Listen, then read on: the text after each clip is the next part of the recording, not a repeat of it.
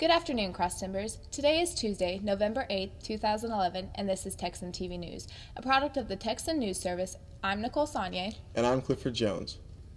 In today's headlines, Mexico apologizes for the death of women killed in 2011, South Korea lifts an embargo of aid to the north, DNA requests for a killer to be proven innocent, St. Luke's spices up Election Day, Charlton Fight Night, and sports. In today's top story, in international news, the Associated Press reports Mexico's government publicly apologized on Monday for failing to prevent the killings of 3 women in the border city of Ciudad Juarez and for the negligence of officials in investigating the crimes. The apology is a response to a 2009 ruling by the Inter-American Court of Human Rights that, besides seeking an apology, also asked Mexico to reopen investigations into the cases and to erect a memorial site in the empty lot where the bodies were found in 2001. Most of the victims were raped, killed, and dumped in the desert outside of Ciudad Juarez, provoking outrage across the world. Many of the victims were young women who were last seen in the city's downtown or taking buses. Their bodies often did not appear until months later. We apologize. It is our obligation to investigate these crimes, said Interior Deputy Secretary Felipe Zamora. In international news, the Associated Press reports that South Korea has lifted its block on donating medicine to North Korea via the World Health Organization, amid signs of easing tension between the countries.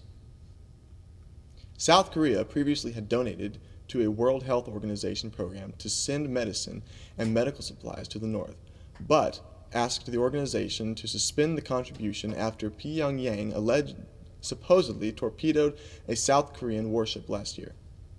The South Korean government said Tuesday that it has accepted the WHO's request for using its remaining donation totaling about $7 million.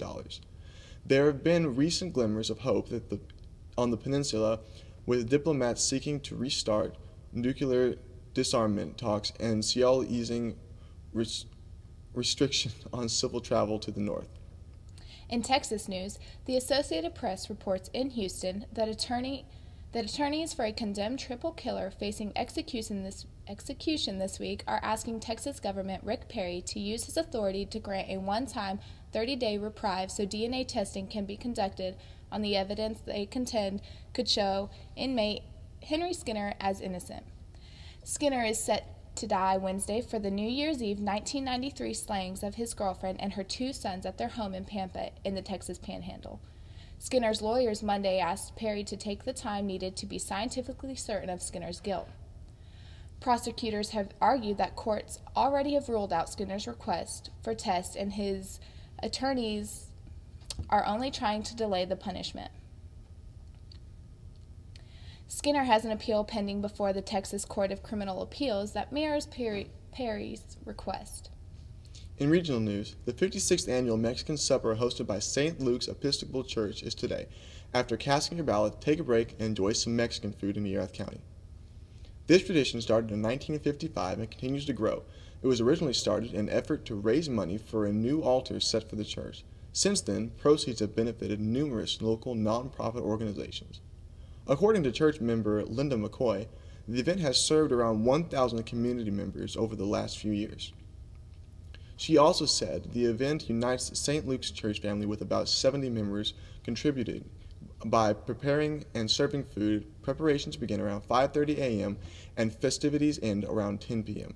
Lunch is served from 11:30 to 1 with prices ranging from a $2 bowl of beans to a $6 large taco plate. Dinner will be served from 5 to 8 for those who want to sit back and fellowship after a long day. An adult plate is $8 and a children's plate is $4. Raffle tickets will also be available for purchase. The tickets are $1 a piece or 6 for $5. The lucky winners will take home a decorative wall quilt made by the St. Luke's Quilters. The church is located at the corner of Vanderbilt and McKilney near Charlton. In Charlton news, Sigma Chi hosted their annual fight night at City Limits last Friday. Amateur fighters from Charlton and all over the region came to test their strength against other people. The fight night was held to raise money for Children's Miracle Network. Tickets were $12 pre-sale and $15 at the door. In all, about 300 people attended. Of the 7 fights held, no one was seriously injured. However, Clifford, you were there. You actually got to fight. How did that turn out for you? I lost pretty terribly. I lost in about 40 seconds. It didn't end too well for me. That's good. But I fought, and it's for the kids, and that's what's important. Good. In sports, ESPN.com reports that the Texas Ranger manager Ron Washington's speech before the Game 7 came off a little vulgar. An investigation launched yesterday by the Rangers quickly uncovered that a team employee recorded Washington's speech. The team believes that someone close to the employee who recorded the speech leaked the audio to the internet. The employee, whose name has not been released, was a member of the traveling support staff. General Manager John Daniels declared the situation unacceptable. However, he also said that he had no problems with what was said because it was in a confined area not meant for the public.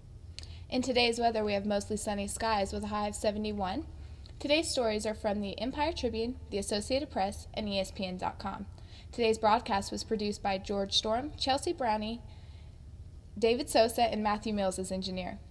You can follow us on ustream.tv/user/Texan News Service. Don't forget to tell your friends about us and become a fan of Texan TV News on Facebook. I'm Clifford Jones. And I'm Nicole Saunier. Tune in tomorrow for the latest news from the Charlton State University campus.